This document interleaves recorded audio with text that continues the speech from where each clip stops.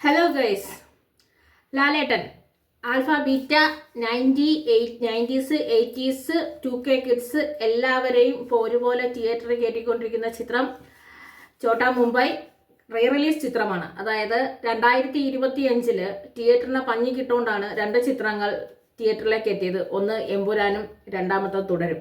അതിനുശേഷം 18 വർഷങ്ങൾക്ക് മുമ്പ് ഇറങ്ങിയ ഒരു ചിത്രം റീ റിലീസ് ചെയ്തു. അപ്പൊ ഈ റീ റിലീസ് ചെയ്തപ്പം എല്ലാ തരത്തിലും ചെന്നത് ലാലേട്ടന്റെ സിനിമകൾ കൊള്ളില്ല, ലാലേട്ടന്റെ അഭിനയം പോരാ എന്ന് വരെ പറഞ്ഞ തരത്തിലുള്ള എല്ലാവരും കൂടി ഇപ്പം തിയേറ്ററിൽ കയറിയോ ഇതായിരുന്നല്ലേ നിങ്ങളൊക്കെ പിടിച്ചു വെച്ചിരുന്ന മനസ്സിൽ നിങ്ങളെയൊക്കെ പിടിച്ചിരുത്തിയ ലാലേട്ടൻ എന്ന് ചോദിച്ചുകൊണ്ടാണ് ഇപ്പൊ ചോട്ടാ മുംബൈയുടെ റിലീസ് കഴിഞ്ഞപ്പോൾ സംഭവിച്ചുകൊണ്ടിരിക്കുന്നത്.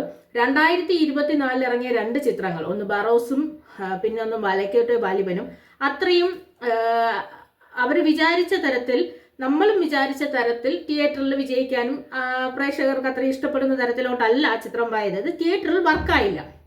ആ ഒരു കാര്യം വന്നു നിന്ന സമയത്ത് എല്ലാവരും പറഞ്ഞു ഇനി ലാലേട്ടൻ്റെ അഭിനയം പോരാ, ലാലേട്ടൻ അഭിനയിക്കുന്നത് ഇയാൾക്ക് നിർത്തിപ്പൊക്കിയൂടെ, വേറെ വേറെ നടന്മാരില്ലേ എന്നൊക്കെ പല കമൻറ്റുകൾ ഇവിടെ വന്നു. പക്ഷേ ആ സമയത്തും ലാലേട്ടൻ്റെ ആരാധകർ, ലാലേട്ടൻ്റെ സിനിമ കണ്ടു വളർന്നവരെല്ലാവരും പറയുമായിരുന്നു ലാലേട്ടൻ്റെ ഒരു നല്ല ചിത്രം വരട്ടെ, വരുന്ന സമയത്ത് നിങ്ങൾ തന്നെ ഇത് മാറ്റി പറയുന്നു. അങ്ങനെയാണ് എമ്പുരാന്റെ വരവ്. എമ്പുരാൻ ലൂസിഫറിനോളം പലർക്കും ഇഷ്ടപ്പെട്ടില്ലെങ്കിലും അതിലുണ്ടായിരുന്ന ഒരു കോൺട്രവേഴ്സ്യൽ സബ്ജക്റ്റ് വന്നു കഴിഞ്ഞപ്പോഴത്തേക്കും ഈ ചിത്രം വിചാരിക്കുന്നതിനേക്കാളും കൂടുതൽ കൊളുത്തേന് ചെയ്തു. ഒരുപക്ഷെ 5 ദിവസം മുമ്പ് ടിക്കറ്റ് ഫില്ലിംഗ് എല്ലാം കഴിഞ്ഞ് ചിത്രം വന്നു കഴിഞ്ഞപ്പം അത്രത്തോളം എന്താണ് പറഞ്ഞത്, ഈ കോൺട്രവേഴ്സ്യൽ സബ്ജക്റ്റ് ഉള്ളത് കൊണ്ട് ചിത്രം വീണു പോകുമെന്ന് വിചാരിച്ചു. പക്ഷേ ഈ സബ്ജക്റ്റ് വന്നപ്പം ചിത്രം കൂടുതൽ ആളുകളിലേക്ക് എത്തുകയാണ് ചെയ്തത്.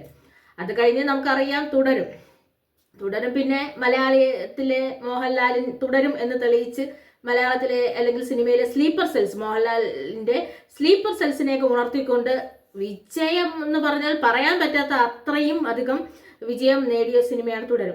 ആ സാഹചര്യത്തിലാണ് ചോട്ടാ മുംബൈ ലാലേട്ടന്റെ പിറന്നാൾ ദിവസം തിയേറ്ററിൽ റിലീസ് തന്നെ വരുന്നു എന്ന് പറഞ്ഞത്. പിന്നീട് പറഞ്ഞു ഈ ഒറ്റ കൊമ്പൻ ഇങ്ങനെ ഭരിച്ചു നിൽക്കുന്ന സമയത്ത് കൊണ്ട് ഞാൻ ഇറക്കുന്നില്ല, കുറച്ച് ദിവസം വൈകിട്ട് ഇറക്കണമെന്നുള്ളൂ പറഞ്ഞിട്ട് ജൂൺ മാസത്തിൽ, മെയിൽ ഇറക്കിലെ ജൂൺ മാസത്തിലാണ് ചോട്ടാ മുംബൈ തിയേറ്ററുകളിലേക്ക് എത്തിയത്. തിയേറ്ററിലെത്തിയ ആ ദിവസം ആദ്യത്തെ ഷോ മുതൽ ഇപ്പം ഒരു പുതിയ ചിത്രം ഇറങ്ങുന്നത് പോലെ തന്നെ തിയേറ്ററിൽ ഫാസ്റ്റ് ഫില്ലിംഗ് ആയി ലേറ്റ് നൈറ്റ് ഷോസുമായിട്ട് പൊയ്ക്കൊണ്ടിരിക്കുകയാണ്.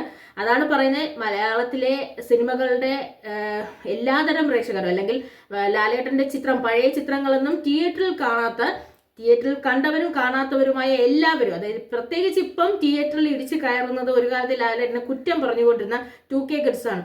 ഇത്രയും നല്ലൊരു ചിത്രം തിയേറ്ററിൽ എക്സ്പീരിയൻസ് ചെയ്യാനുള്ള ഭാഗ്യം നമുക്ക് വീണ്ടും തന്നു എന്നാണ് ചോട്ടാ മുംബൈയുടെ റീ റിലീസിനെ കുറിച്ച് പറയുന്നത്. അതാണ് നമ്മുടെ ലാലേട്ടൻ ജസ്റ്റ് എന്ന് പറയുന്ന ഒരു ചീത്ത സമയം എല്ലാ മനുഷ്യർക്കും വരുമ്പോലെ വരും. ആ ചീത്ത സമയത്തിൽ നിങ്ങൾ വെയിറ്റ് ചെയ്തോളൂ, നിങ്ങളുടെ നല്ല സമയം ഇത് കടന്നു വരുന്നുണ്ട് എന്നുള്ളതാണ്. അങ്ങനത്തെ നല്ല സമയം വന്നു. ഇനി വരാൻ പോകുന്ന ചിത്രങ്ങൾ ഹൃദയപൂർവ്വം, അതുപോലെ തന്നെ മറ്റ് അന്യഭാഷാ ചിത്രങ്ങൾ, ഈ ചിത്രങ്ങളെല്ലാം തന്നെ ഇതുപോലെ തന്നെ നീ പറഞ്ഞ ആൽഫയും ബീറ്റയും 20യും 80യും 90യും എല്ലാം തിയേറ്ററുകളിലേക്ക് എത്തുന്ന ചിത്രങ്ങളാണ്.